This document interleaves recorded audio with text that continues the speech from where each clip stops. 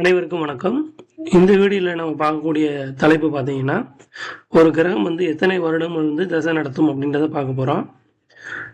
இந்த அட்டவணையில் பார்த்தீங்கன்னா, இந்த 2வது காலத்தில் பாருங்கள், அதிபதி 3வது வருடம். இந்த அதிபதி கேது 7 வருடமும், சுக்கிரன் 20 வருடமும், சூரியன் 6 வருடம், சந்திர திசை 10 வருடம், செவ்வாய் 7 வருடம், ராகு 18, குரு 16, சனி 19, புதன் 17 வருடங்கள்.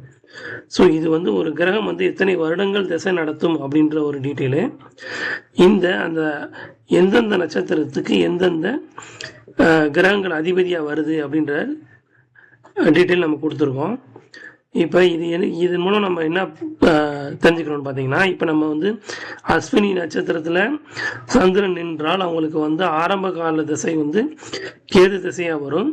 அந்த கேது 7 வருடங்கள் திசை நடத்தும். அது முடிஞ்ச பின்னாடி அடுத்து சுக்கிர திசை வரும். சுக்கிரன் 20 வருடங்கள் திசை நடத்தும்.